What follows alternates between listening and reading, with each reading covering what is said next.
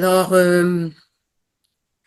j'espère que, premièrement, bon sabbat à tous. On est très, très content d'être présents. Ça fait longtemps qu'on préparait ce week-end.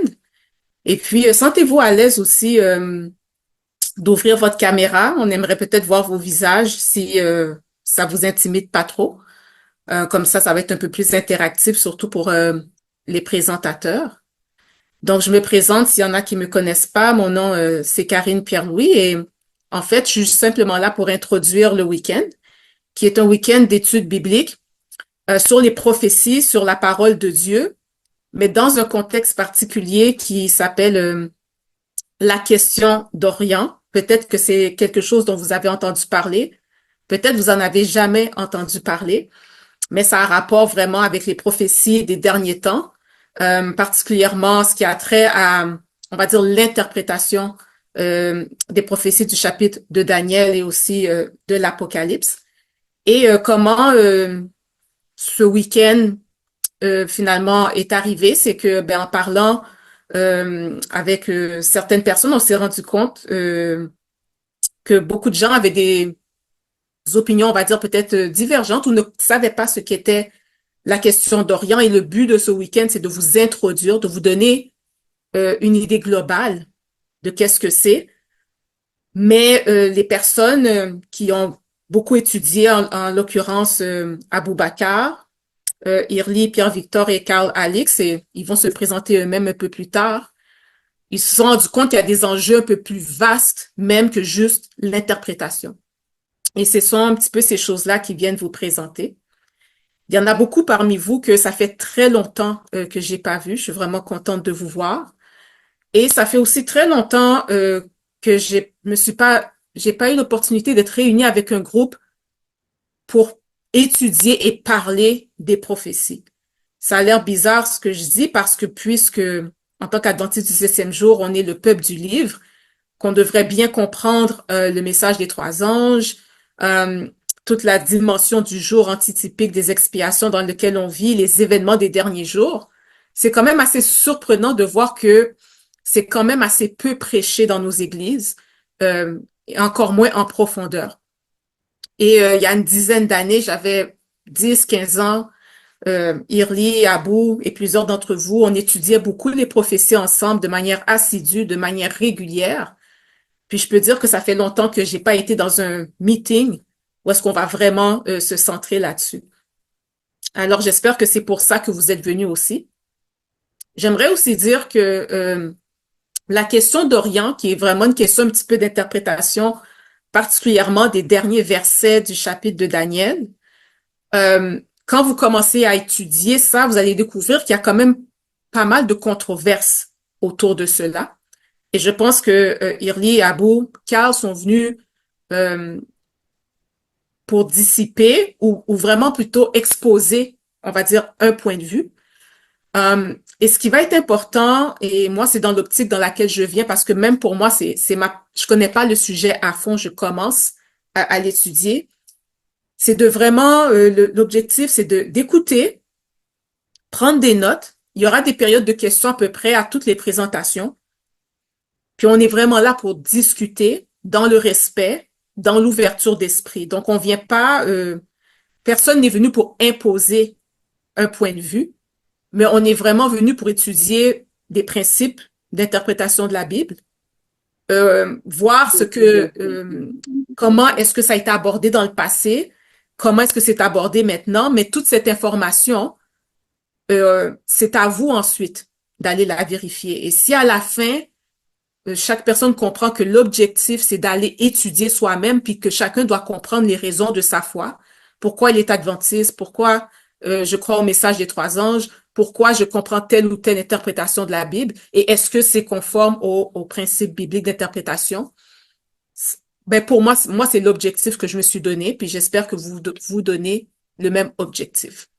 Alors, sans plus tarder, ce qu'on va faire, je vais faire juste une courte prière. Ensuite, étant donné que c'est le sabbat et je souhaite un bon sabbat à chacun, chacune de vous, on va écouter un chant. Puis après le chant, c'est Abou Bakar qui va commencer avec la première présentation qui juste un instant, parle des enjeux de la question. Puis ensuite, à 20 heures, ça va être Irly et Carl qui vont nous présenter des principes d'interprétation biblique. Donc, si vous avez des questions, vous pouvez aussi écrire dans le chat et puis on va voir qu'est-ce qu'on a le temps de répondre ou si vous avez des problèmes avec micro, vous entendez pas, simplement le manifester dans le chat pour qu'on puisse voir qu'est-ce qu'on peut faire. Alors, je vous invite à fermer vos micros et on va écouter un chant qui nous parle, étant donné que on sait que le message des 3 anges nous appelle à l'adoration du véritable Créateur. On va écouter un chant qui nous parle de la création et qui pointe vers notre Dieu créateur. Et ensuite, ce sera avec vous, Aboubacar.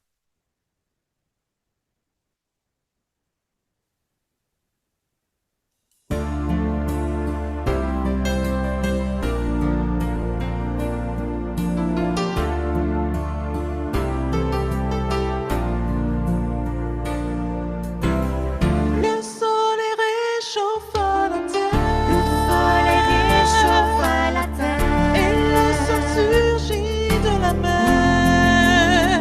Faire savoir le monde, vous tirez du néant.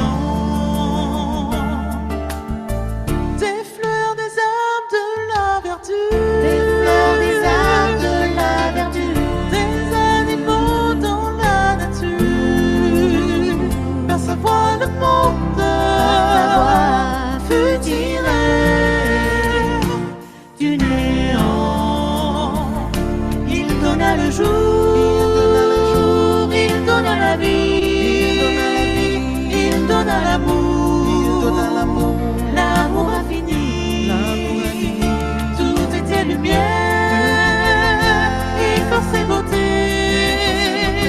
L'homme ouvre les yeux à la liberté.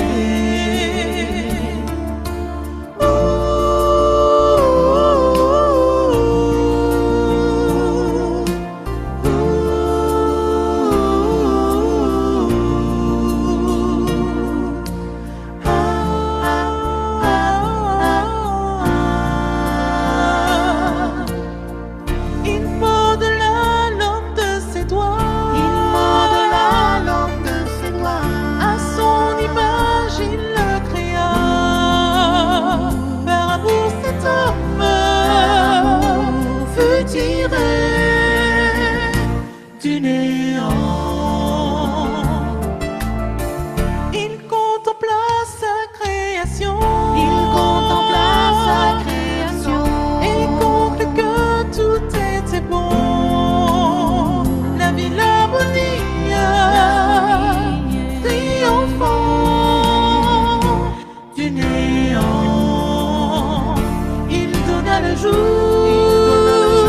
il donna la vie, il donna l'amour, l'amour infini. Tout était lumière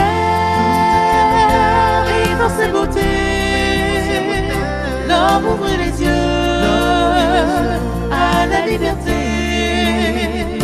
Il donna le jour, il donna la vie, il donna l'amour, l'amour infini. Tout était lumière et force et beauté. L'homme ouvre les yeux à la liberté.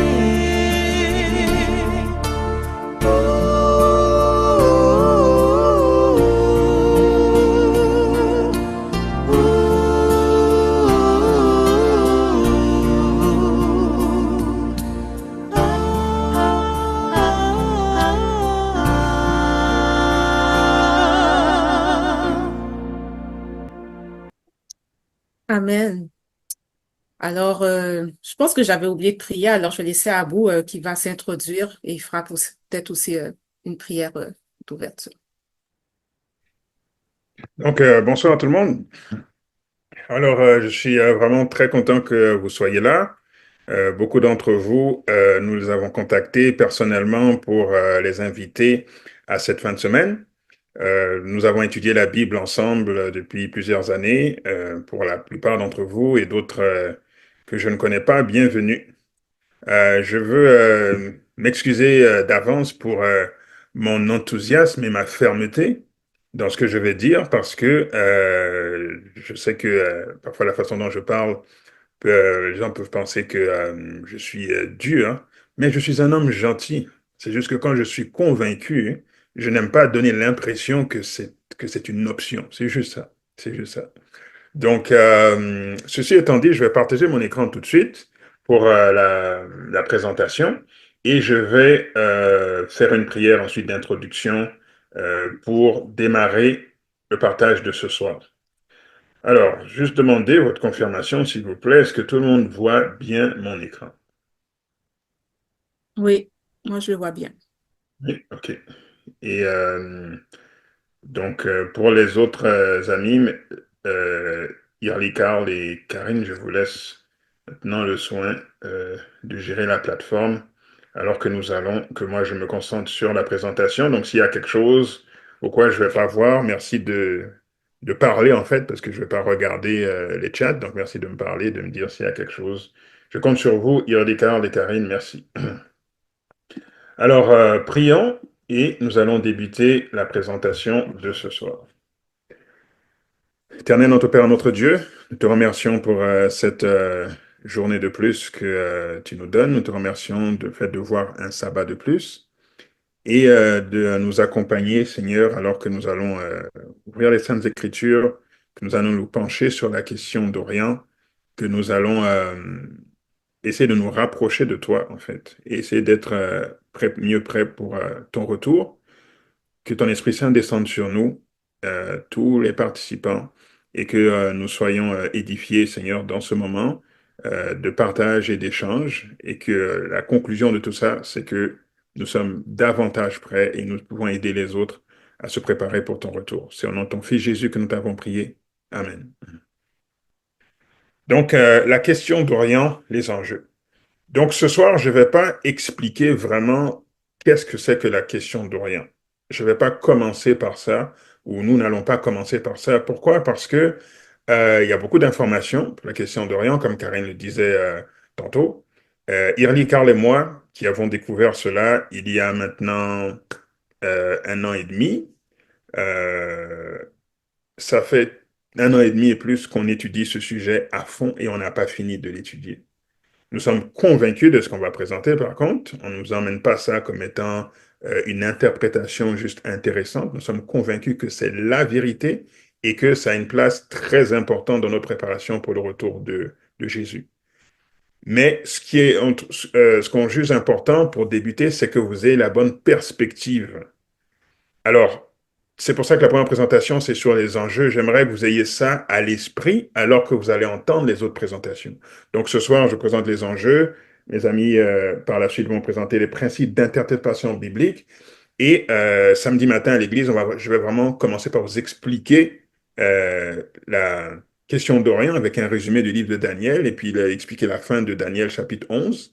Et l'après-midi, Early et Carl vont vraiment aller dans fond, dans vraiment le détail là, de pourquoi est-ce que l'on dit ce que l'on dit et pourquoi est-ce que nous sommes si convaincus que c'est la vérité. Et dimanche, nous allons parler de l'esprit de prophétie, etc. Donc, voici en gros le plan. Donc, voici pourquoi je ne commence pas par une définition de la question d'Orient, puis rentrer tout de suite dans les différents points de vue et tout ça. Voici pourquoi on veut commencer par les enjeux. OK, ceci étant dit, je pense que nous pouvons débuter. Donc, la question d'Orient, les enjeux, qu'est-ce que j'aimerais que vous ayez en tête alors que ça vous est présenté? Pendant longtemps, j'ai étudié Daniel chapitre 11, d'autres amis ici aussi, et j'ai entendu différentes interprétations par rapport à ce sujet. Il y a une interprétation qui est un peu mainstream, si je peux utiliser le mot, parmi les adventistes du septième jour, et il y en a d'autres qui sont moins répandus, mais qui circulent quand même dans le milieu de la vérité présente adventiste.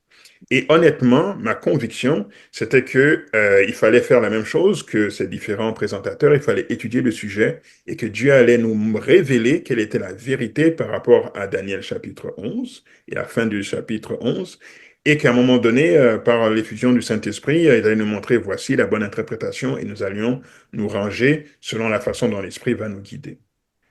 C'était ça ma conviction, c'était ça la conviction de beaucoup d'entre nous. Par contre, en vous approchant ce soir, peut-être que je me répète, c'est pas du tout l'approche. C'est pas de vous dire voici une interprétation intéressante, puis allez prier là-dessus, puis voyez les autres et comment Dieu va vous guider.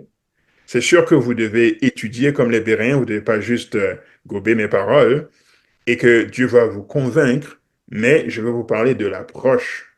Ce n'est pas cette approche. L'approche, c'est que on a découvert qu'en fait, on a la vérité là-dessus depuis longtemps, depuis le fondement de notre mouvement, et qu'elle a juste été perdue, et que Dieu maintenant essaie de la restaurer, parce que c'est nécessaire pour préparer son peuple pour le retour de Jésus. OK, allons-y. Alors la question d'Orient, pourquoi est-ce si important? Pourquoi est-ce si important? Pourquoi c'est pas juste facultatif dans notre marche chrétienne, surtout pour nous, adventistes du septième jour, qui vivons dans ce temps où nous attendons le retour de Jésus? Pourquoi est-ce si important la question d'Orient? Alors, la première chose que je veux faire, c'est vous dire qu'on vit dans des temps extraordinaires. On vit dans des temps extraordinaires. Alors, j'insiste là-dessus parce que je présente souvent sur les prophéties parce que j'aime le sujet. Et puis, vous avez déjà entendu vous-même plein de présentations. On dit on vit dans des temps extraordinaires. Et j'ai parlé à des personnes qui ont 70 ans et plus qui disent ça fait longtemps qu'on me dit qu'on vit dans des temps extraordinaires. Mais je vais vous montrer juste un aspect pour vous montrer pourquoi est-ce que notre temps, c'est pas juste comme un autre temps.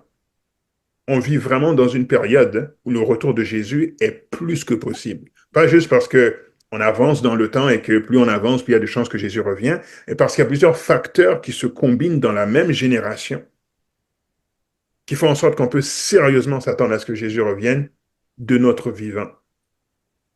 C'est ma conviction personnelle. Pourquoi est-ce que je dis ça?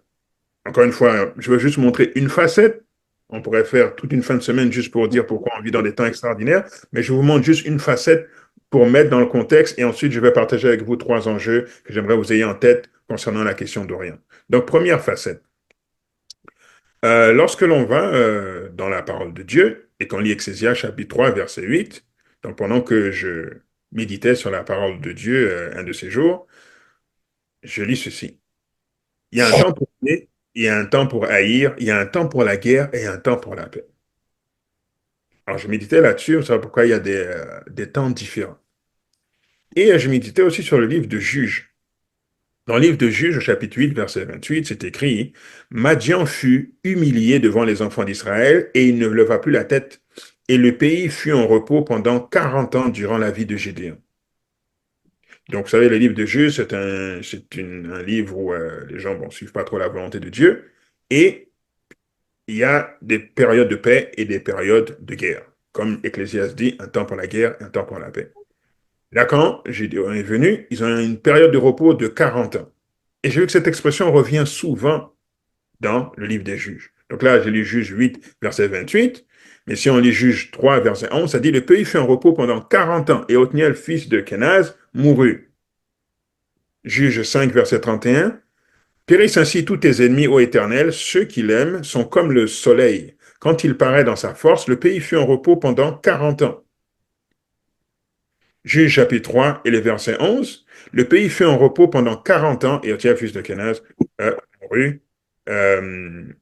Et voici là l'expression différente de tous les autres. C'est Juge 3, verset 30. Ça dit, en ce jour, moi fus humilié sous la main d'Israël et le pays fut en repos pendant 80 ans. Donc là, on a le chiffre lauréat, et vous allez remarquer, en étudiant le livre de Juges, que le pays n'est jamais en repos pendant plus de 80 ans. C'est le maximum. Donc, alors que je méditais là-dessus, je me suis dit, là, on parle de la nation d'Israël, et je pensais aux prophéties, puis il y a beaucoup d'événements qui doivent se passer, et les États-Unis d'Amérique vont jouer un rôle très important dans l'accomplissement de ces prophéties, notamment la loi du dimanche, etc. Et je me dis, si j'appliquais le même principe, mais pas à Israël, mais aux États-Unis d'Amérique, est-ce que je verrais que ce principe est vrai? 80 ans maximum de repos avant un conflit, avant la guerre. Et donc, voici mon petit calcul. Donc, je pars de la guerre d'indépendance des États-Unis, donc lorsque la nation se forme. 1775 à 1783, c'est la guerre d'indépendance des États-Unis. Lorsque la guerre termine, 1783, je rajoute 80 ans, en supposant que le pays est en paix pendant 80 ans, et je me dis qu'au maximum, au bout de 80 ans, il va y avoir un autre conflit majeur. Pas juste un conflit intéressant, là, mais un conflit majeur. Et effectivement, 1783 plus 80, nous amène à 1863, et on est en plein dans la guerre civile américaine qui a duré de 1861 à 1865. Je me dis, OK, c'est peut-être une coïncidence. Je prends 1865, je rajoute 80 ans, et on arrive à 1865 plus 80 ans, on est en 1945. 1945, c'est la fin de la Deuxième Guerre mondiale. Donc, on n'a même pas atteint la fin des 80 ans, mais il y a un gros conflit majeur dans lequel les États-Unis ont été impliqués. Et lorsqu'on est impliqué dans ce conflit, ben, guerre en Europe, bombe nucléaire sur le Japon, etc., un énorme conflit. Et je me suis dit, mais et la Première Guerre mondiale, qu'est-ce qui se passe? Et si vous allez voir l'histoire, vous irez faire vos recherches, vous verrez que les États-Unis ont été très peu impliqués dans la Première Guerre mondiale. Mais la Deuxième Guerre mondiale, ça, c'était totalement différent. 1945, fin du conflit, je rajoute 80 ans, ça m'emmène à 2025. Lorsque j'ai fait cette méditation, on était en 2019, et je me suis dit, avant 2025, si le principe s'applique, les États-Unis vont être dans un conflit majeur. Maximum 2025, parce que depuis la création de la nation, c'est exactement ça qui se passe, comme ça dit dans le livre de Juges. Et, qu'est-ce que moi, 2022, guerre en Ukraine. Donc, avant même qu'on atteigne les 80 ans, ils sont impliqués dans un conflit majeur, parce que pour ceux qui ne connaissent pas trop la géopolitique, la guerre en Ukraine, c'est en fait une guerre entre les États-Unis et la Russie sur le territoire de l'Ukraine. C'est ça. Et maintenant, nous avons la guerre qui a éclaté au Moyen-Orient. Là, Israël est en train de se battre sur 7 fronts différents. Ils sont en train de se battre au Liban, ils sont en train de se battre à Gaza, ils sont en train de se battre en Syrie, ils se battent en Irak, ils se battent au Yémen. C'est la folie, quoi. Et je dis, wow, c'est exactement ça qui est en train de se passer. Mais lorsqu'il y a ces cycles de 80 ans, c'est pas juste une guerre qui arrive, mais il y a de grands facteurs de changement qui se produisent dans la société. Et je vais détailler ça un peu plus. Donc, en ayant découvert ça, je me suis dit, waouh, vraiment, il y a tout dans la parole de Dieu. Il faudrait que je développe davantage. Et j'ai découvert que, bon, il n'y a rien de nouveau sous le soleil et que ma découverte, en fait, ça a déjà été écrit dans ce livre ici qui s'appelle The Fourth Turning is Here, de deux théoriciens qui ont écrit un livre sur la théorie générationnelle de Strauss et Howe. Donc, la théorie générationnelle de Strauss et Howe, conçue par William Strauss et Neil Howe, décrit un cycle de génération récurrente théorisé dans l'histoire américaine et l'histoire occidentale. Selon cette théorie, les événements historiques sont associés à des archétypes générationnels récurrents. Chaque archétype déclenche une nouvelle ère appelée tournant d'une durée d'environ 20 à 25 ans, dans laquelle existe un nouveau climat social, politique et économique. Ces cycles s'inscrivent dans un séculum, un cycle plus vaste équivalent à une longue vie humaine qui s'étend généralement de 80 à 100 ans, bien que certains séculaires aient duré plus longtemps. Je dis, wow, c'est exactement ça qu'ils ont dit aussi. Je ne sais pas c'était quoi leur base, je n'ai pas lu le livre, mais je suis arrivé à la même conclusion en lisant le livre des Juges. Donc, eux, ils prennent 20 multiplié par 4, donc ça fait 80 ans ou 25 par 4, ça emmène 100 ans. Donc, au bout de la quatrième génération, il y a quelque chose qui se produit dans la société. OK? revenons à la ligne de temps, et on se concentre sur cette période ici. Là, où il y a la guerre civile et tout autour, parce que ça, c'est la période de nos pionniers adventistes du sixième jour. Ils ont vécu cette période de guerre civile américaine. Et comme je vous disais, à chaque 80, il y a quelque chose qui transforme la société. Donc, c'est pas juste qu'il y a un conflit, mais il y a quelque chose qui transforme complètement la société, et en l'occurrence ici, la société américaine. Donc, guerre d'indépendance, après cette guerre, ben, la nation est formée, la nation se détache de l'Angleterre, et on a la naissance vraiment des États-Unis d'Amérique en tant que nation indépendante. Après la guerre civile, la société est aussi transformée parce que maintenant, ça va mener jusqu'à la fin de l'esclavage. Les États du Sud sont comme soumis maintenant aux États du Nord. Ils sont par la force et ils sont unis et ça va encore impacter fortement le développement des États-Unis d'Amérique. 1945, fin de la Deuxième Guerre mondiale, cette fois, ça établit le nouvel ordre mondial dans lequel nous sommes jusqu'aujourd'hui, où les États-Unis d'Amérique dominent toute la planète, imposent leurs règles économiques, politiques partout dans le monde. Depuis 2022, donc on est proche de 80 ans, n'est-ce pas, 2025, nous sommes maintenant dans une période où les choses sont sur le point de changer. Maintenant, la question, c'est serions-nous dans la période qui va affecter la société américaine au point qu'elle soit mûre pour la loi du dimanche et donc les temps qui vont précipiter vers le retour de Jésus? C'est ça la question. Nous vivons dans des temps extraordinaires. Et alors que je me posais cette question, et vous allez voir pourquoi la question d'Orient vient là-dedans aussi. Donc, dans cette période, ils ont vécu la guerre civile, je disais, 1861-1865. Ils ont vécu aussi une épidémie majeure de la variole de 1865 à 1873. Intéressant pour ceux qui réfléchissent avec moi. Mais ils ont aussi vécu des vaccins obligatoires. Je vous lis ici un des écrits de E.G. Wagner, donc un de nos pionniers, qui dit la proposition du Parlement visant à rendre la vaccination obligatoire pour tous stipule si les statistiques de vaccination ont une quelconque valeur ou si l'on considère qu'elles constituent une protection contre la variole, c'est qu'il est absurde de laisser l'objecteur de conscience se promener librement. Il représente un danger aussi grand pour la communauté qu'un chien enragé. Donc celui qui ne se vaccine pas est un danger pour les autres. Il n'y a rien de nouveau sous le ciel.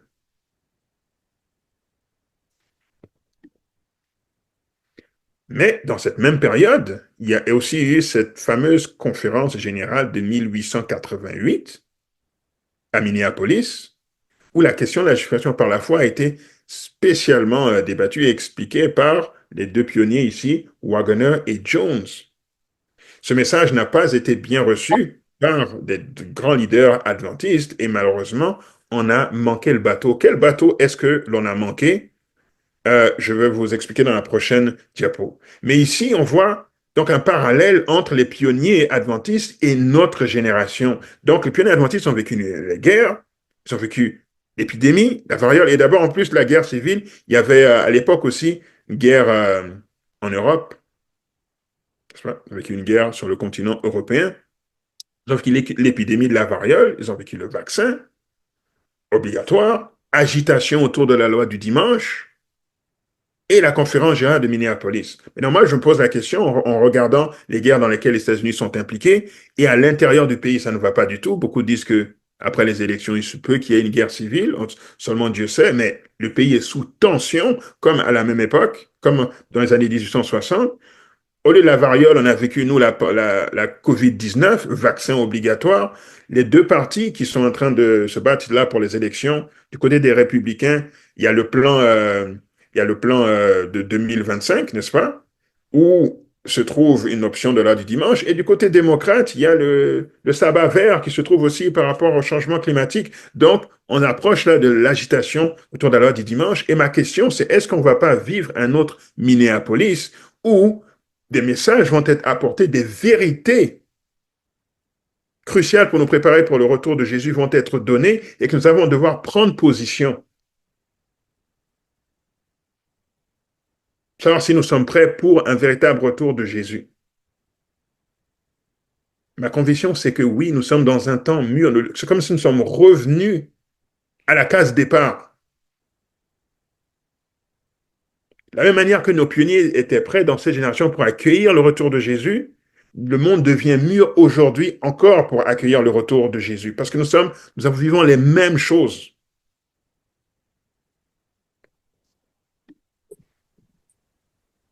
Une citation ici d'Ellen White. Elle dit, frères et sœurs, d'après la lumière qui m'a été donnée, je sais que si le peuple de Dieu avait conservé une connexion vivante avec lui, s'il avait obéi à sa parole, il serait aujourd'hui dans le Canaan céleste. Ça, c'est une composition faite en 1903. Et dans d'autres endroits, d'autres gens qui écrivent selon les paroles d'Ellen White, qu'elle disait ça autour déjà de 1892, donc 10 ans avant ça. Ce qui veut dire que s'ils avaient accepté le message de la justification par la foi de 1888, Jésus aurait pu revenir dans leur génération. Donc, est-ce que nous, qui ne sommes pas en train de revivre des choses similaires, pas exactement la même chose, mais similaires dans la même génération, nous ne sommes pas sur le point de revivre un autre Minneapolis où le même test va revenir par rapport aux vérités que Dieu a pour son peuple, pour cette génération. Et que la question d'Orion fait partie de ces vérités. Alors, comme je disais au début, je m'excuse pour mon enthousiasme, mais c'est ma conviction. Donc, je ne peux pas venir et vous dire, oh, mais étudier ça, c'est intéressant, allez voir ce que les autres présentent. Et puis, non, non. Étudier pour vraiment chercher la vérité. Qu'est-ce que Dieu veut que vous ayez comme conviction dans le cœur? Et je vais vous expliquer pourquoi c'est important ce soir. Autre que les temps dans lesquels nous vivons. Donc, enjeu majeur, trois que nous allons voir rapidement. On en va voir plein d'autres pendant toute cette fin de semaine, mais trois ici que nous voyons ensemble. Numéro un, on nous demande de veiller. Jésus nous demande de veiller. Veiller. Marc chapitre 13, verset 37. Ce que je vous dis, je le dis à tous, veillez. Alors que je travaillais paisiblement et que j'écoutais l'esprit de prophétie audio, je suis tombé sur quelque chose d'intéressant que je vais vous partager. Voici une image de l'arche de Noé. Si vous étiez antédiluvien et que si vous viviez donc du temps de Noé et que vous devez vous préparer pour le déluge, euh, qu'est-ce que vous aimeriez savoir? Non seulement que c'est un message qui vient de Dieu, n'est-ce pas? Et que vous devez rentrer dans l'arche. Mais si vous acceptez le message comme quoi ça vient de Dieu et qu'il faut rentrer dans l'arche, je pense qu'une question intéressante, ce serait à poser à Noé, c'est quand est-ce qu'il faut rentrer dans l'arche?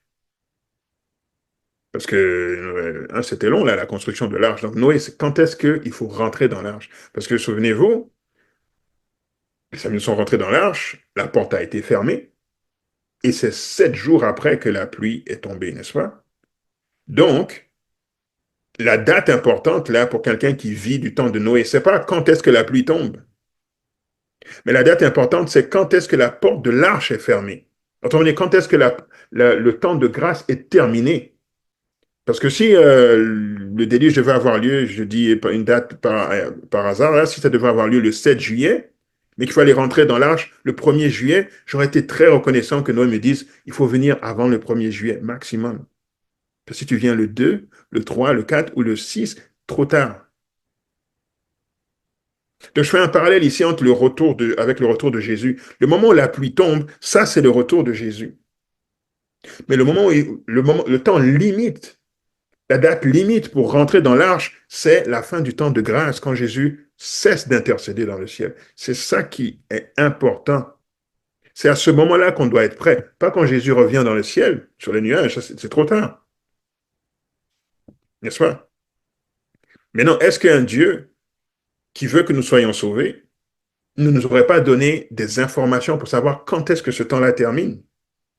Pour que nous soyons prêts, pour que nous rentrions dans la nouvelle arche à temps? Ben, selon moi, oui. Et selon la Bible, oui. Dans Daniel chapitre 11, verset 45, c'est écrit, il dressera les tentes de son palais entre les mers, vers la glorieuse et sainte montagne, puis il arrivera à la fin, sans que personne ne lui vienne en aide. Et tout de suite, Daniel 12, verset 1 dit, en ce temps-là, Michael, se lèvera Michael. Donc, à ce moment-là, fin du temps de grâce, parce que je n'ai pas le temps d'expliquer ça ce soir, mais Michael qui se lève, ça veut dire la fin du temps de grâce, il a fini son intercession au ciel. Et le dernier événement qui nous est donné, avant que Michael se lève, c'est le roi du Nord qui dresse ses tentes et son palais entre les deux mers vers la glorieuse et sainte montagne. Ça, c'est le dernier événement que l'on a avant que Michael se lève.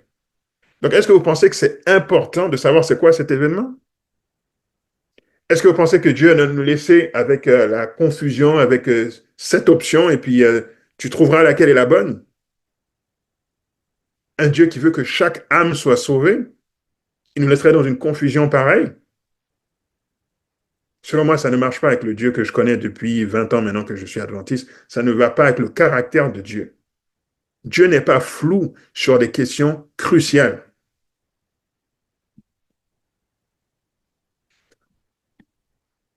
Marc 13, versets 35 à 37, dit ceci. Veillez donc, car vous ne savez quand viendra le maître de la maison, ou le soir, ou au milieu de la nuit, ou au chant du coq, ou le matin. Craignez qu'il ne vous trouve endormi à son arrivée soudaine. Ce que je vous dis, je le dis à tous, veillez. Alors moi, personnellement, j'ai lu ce texte pendant des années, et je pensais que on faisait référence au retour de Jésus. Veillez donc, car vous ne savez quand viendra le maître de la maison, donc le retour de Jésus, ou le soir, ou au milieu de la nuit, ou au chant du coq, ou le matin. Craignez qu'il ne vous trouve endormi à son arrivée soudaine. Ce que je vous dis, je le dis à tous, veillez. Jusqu'à ce que je trouve cette citation, que j'ai dû traduire parce que, bon, elle n'est pas en français. Alors, ça dit ceci.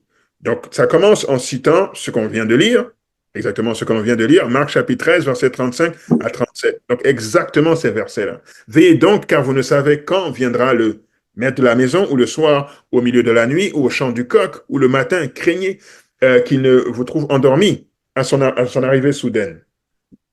Ce que je vous dis, je le dis à tous, veillez. Nous attendons et veillons sur le retour du maître, qui doit apporter le matin de peur qu'en venant, tout à coup, il ne nous trouve endormis. De quel moment s'agit-il ici?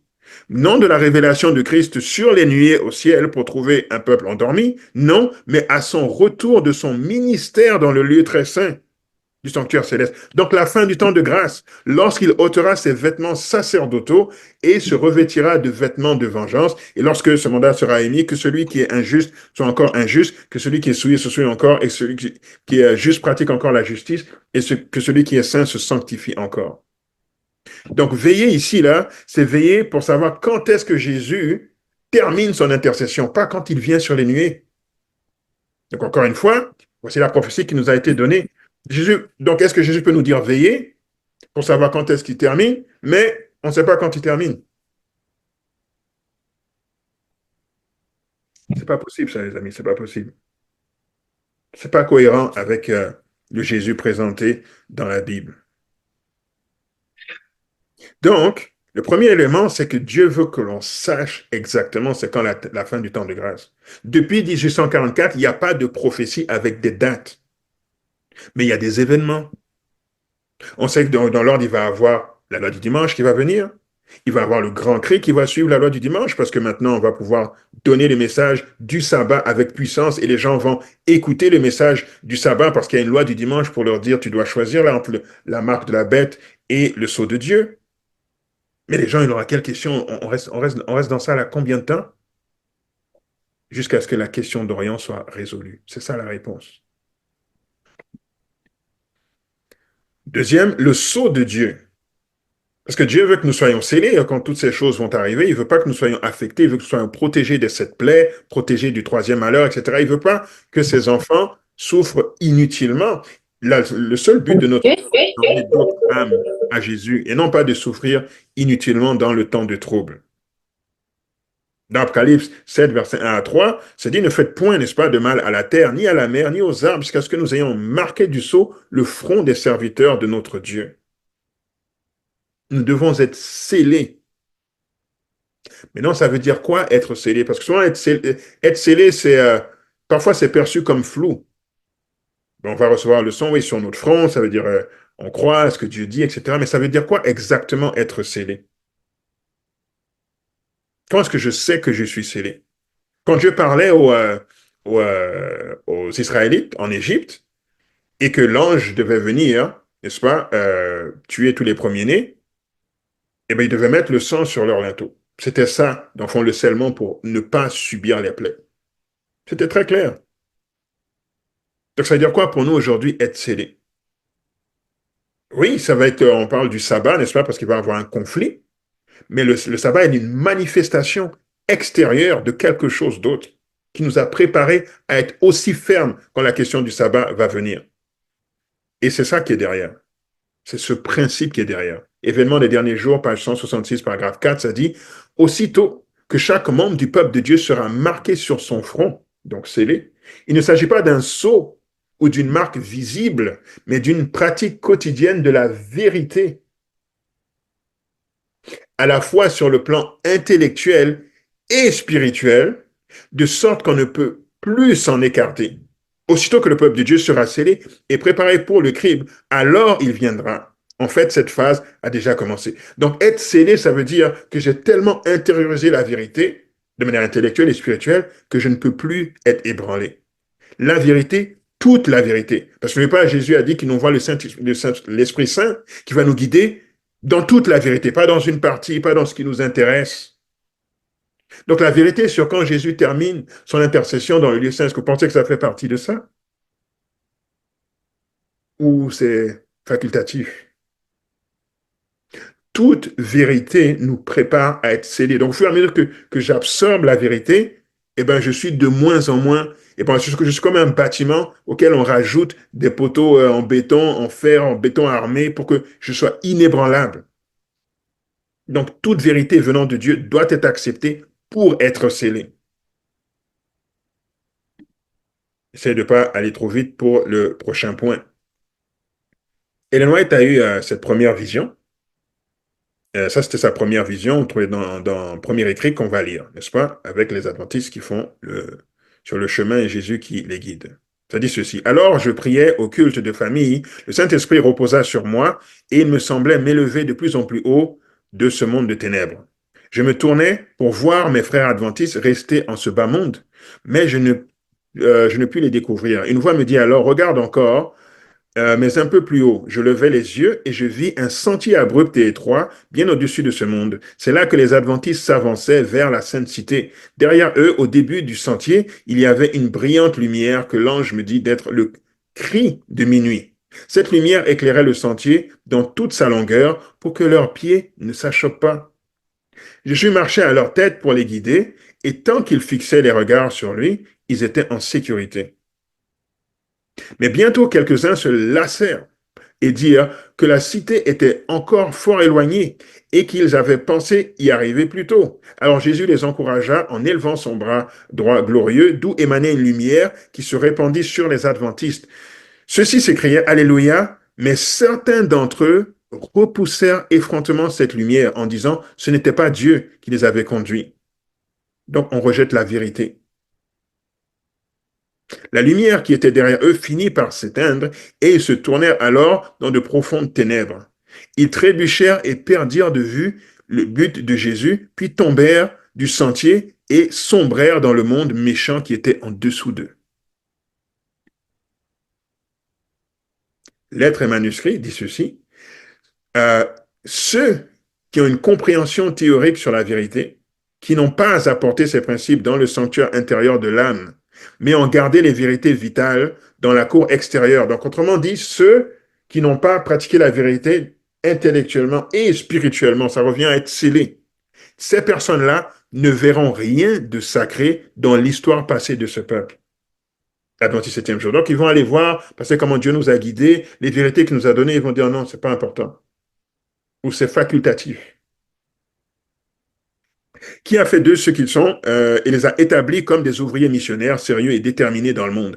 La vérité pour notre temps est précieuse, mais ceux dont le cœur n'a pas été brisé en tombant sur le rocher, le Christ, Jésus, ne verront pas et ne comprendront pas ce qu'est la vérité.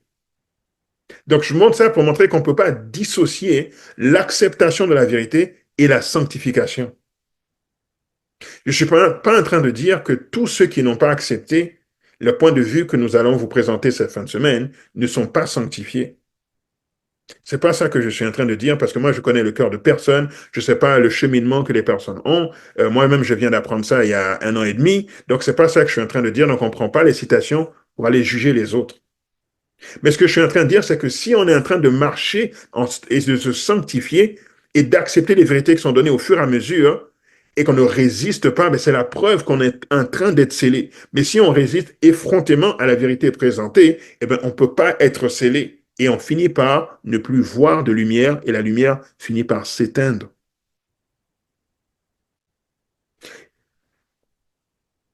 OK. En quoi consiste encore le sceau de Dieu? Deutéronome 32, versets 1 et 2 nous dit ceci. Cieux, prêtez l'oreille et je parlerai. Terre, écoute la parole de ma bouche. Que mes instructions se répondent comme la pluie. On sait qu'on doit recevoir la pluie de l'arrière-saison. Mais la pluie de l'arrière-saison, c'est quoi? Ce sont les instructions, c'est la vérité que Dieu donne. C'est ça la pluie de l'arrière-saison.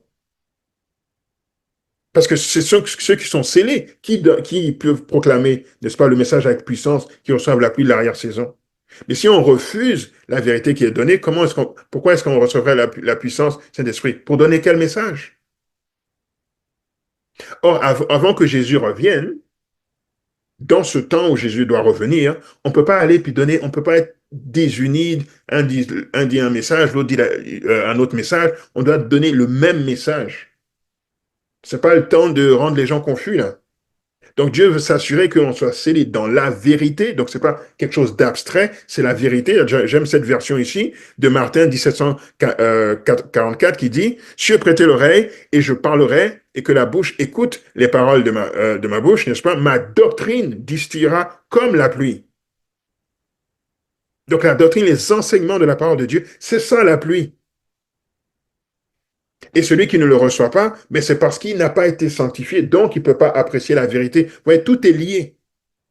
Tout est lié. Dieu révèle quelques vérités, on se sanctifie, il en révèle d'autres, on se sanctifie. À un moment donné, on est inébranlable, le Saint-Esprit descend sur nous et on peut donner le message avec puissance. Ce qui m'amène au troisième point, le grand cri. Et je termine là-dessus, tout simplement en vous lisant le rêve de William Miller qui se trouve dans Premier écrit. C'est vraiment superbe. Alors, je vous lis le livre et je fais la conclusion. J'ai rêvé que Dieu, par une main invisible, m'avait envoyé un bel écrin ciselé d'ébène et de perles curieusement incrustées, d'environ 25 cm sur 15. Une clé était attachée à l'écrin et je l'ouvris immédiatement. À ma grande surprise, il était rempli de toutes sortes de joyeux de dimensions variées, des diamants, des pierres précieuses et des pièces d'or et d'argent de différentes valeurs. Le tout était si bien arrangé qu'il s'en dégageait une lumière que seul le soleil pouvait égaler. Donc, il a un beau coffret plein de pierres précieuses et il est émerveillé.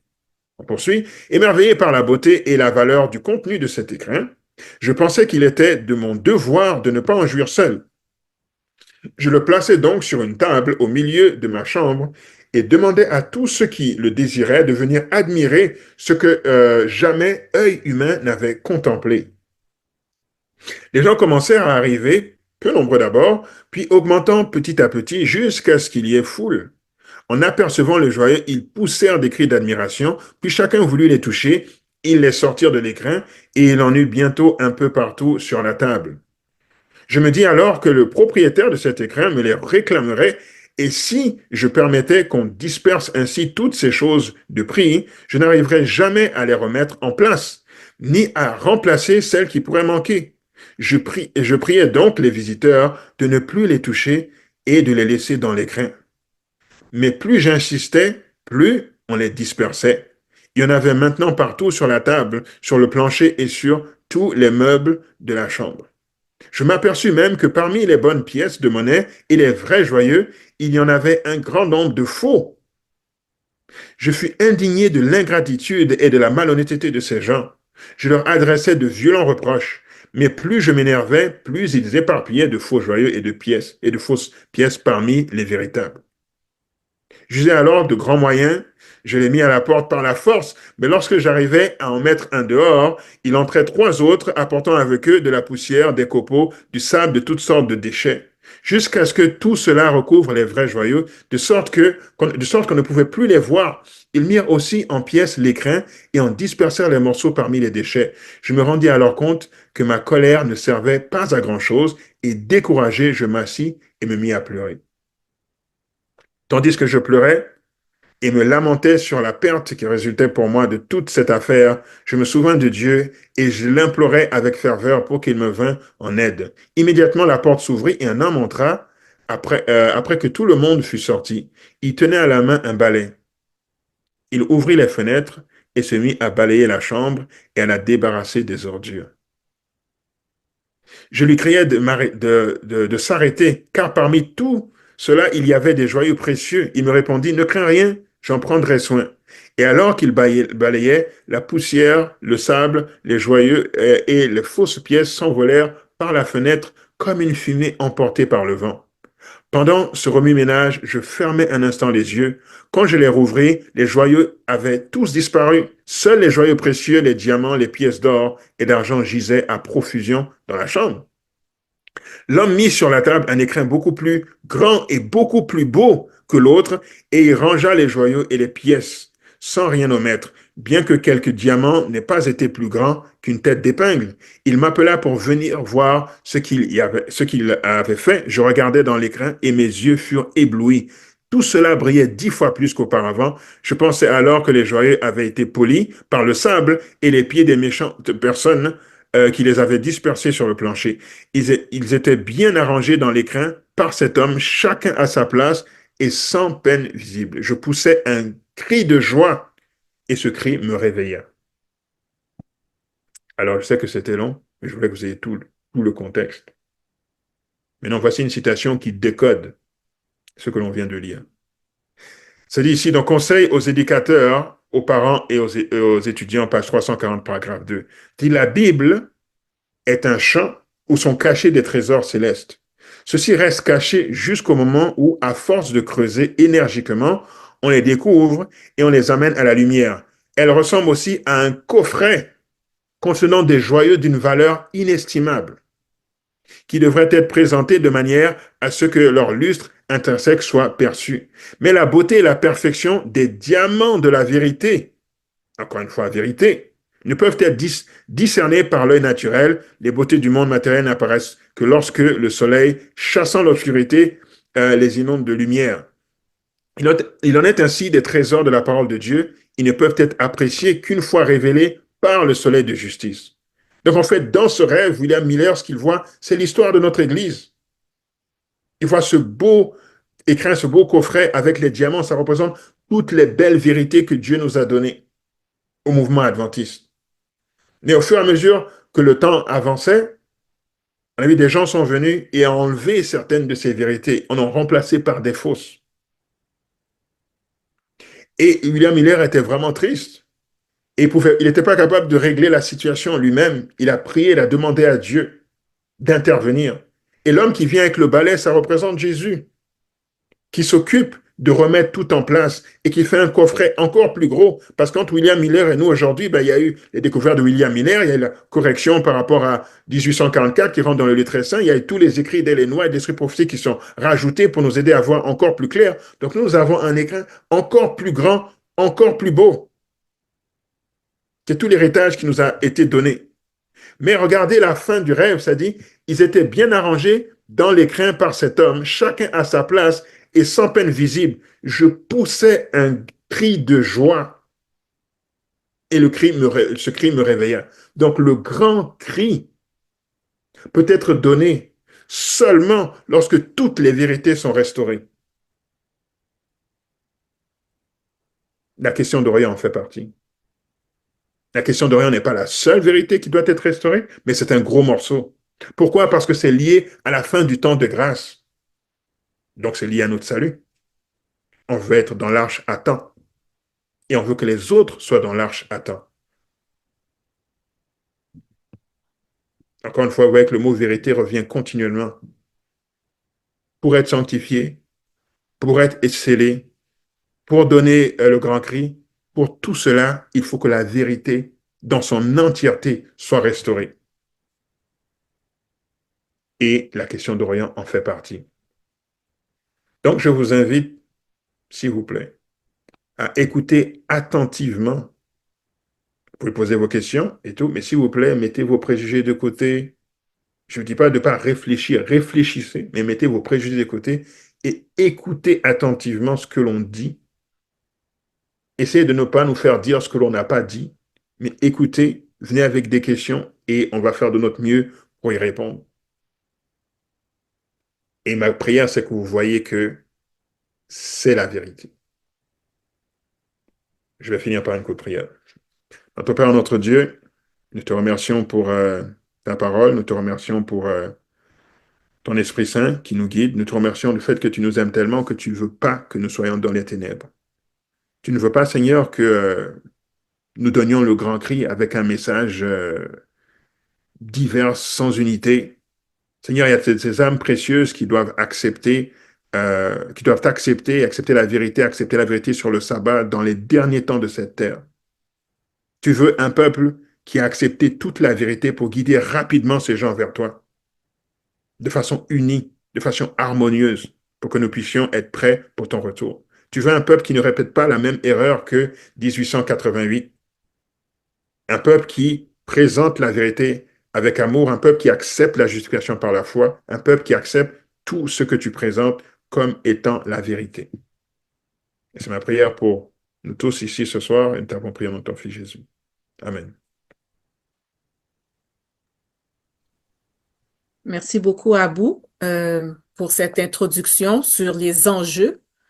Et puis, maintenant, c'est Irly et Carl qui vont passer à la prochaine partie, mais peut-être juste avant, il y avait une question dans le chat par rapport à ta présentation. Est-ce qu'on peut la prendre juste avant que Irly et Carl commencent? Alors oui, j'écoute. Au tout début, tu mentionnais les fameux cycles de paix et de guerre et que ça durait pas plus que 80 ans et tu as donné une ligne du temps. Et une personne demandait dans le chat qu'est-ce qu'il en est, par exemple, de la guerre du Vietnam qui a vraiment été une crise majeure. Donc, est-ce qu'elle rentre dans ce cycle-là ou est-ce qu'il aurait fallu s'arrêter à un calcul qui menait peut-être à la guerre du Vietnam et toutes les autres guerres financées par les États-Unis? Alors c'est ça, comme je disais, c'est un maximum. N'importe quoi qui arrive avant, eh bien, ça arrive avant. Mais ce qu'on ne va pas dépasser 80 ans sans rentrer dans un conflit majeur. C'est ça que je veux dire. Donc, ça ne veut pas dire qu'il n'y a pas de conflit entre les deux. Pour vous rappeler, entre 1865 et 1945, il y a la Première Guerre mondiale, dans laquelle les États-Unis, sans être très impliqués, l'étaient aussi. Les États-Unis ont fait beaucoup d'autres guerres à travers le monde, dont on parle de la guerre du Vietnam. Mais on ne dépasse pas 80 ans sans avoir un conflit majeur. Et après ces 80 ans, il y a une transformation aussi de la société. Et ça, par exemple, pendant la guerre du Vietnam, ça n'a pas nécessairement entraîné une transformation de la société américaine. Mais la guerre d'indépendance, oui. La guerre de sécession, oui. La Deuxième Guerre mondiale, oui. Et maintenant, ce que je dis, c'est que nous sommes dans une ère où il va encore avoir un grand changement.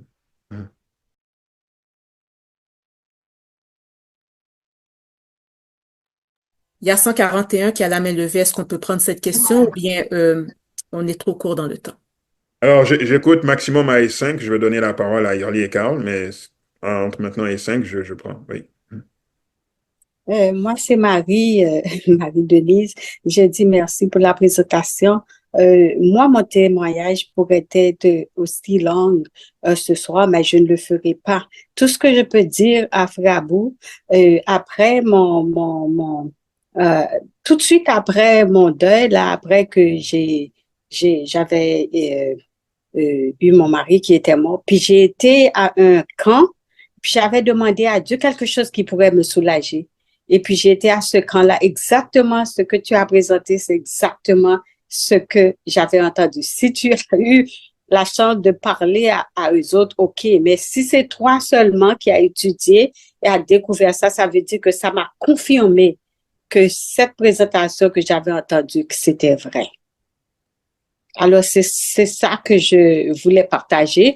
Et aussi, pendant les derniers temps, juste avant l'élection là, qui arrive bientôt, et puis là où je travaille à l'école, on était en train de discuter un peu de l'élection. Et puis, on a fait un petit retour, même sur l'histoire de Martin Luther King là, à l'époque. Qui avait, comme on devrait débuter pour donner le droit aux Noirs là, de voter. Et puis, ça a un peu rapport aussi, si vous écoutez ces sermons, on va voir que le temps que nous vivons se rapproche aussi à ce qu'il disait. C'est ce que je voulais apporter comme commentaire. Merci. Oui, merci.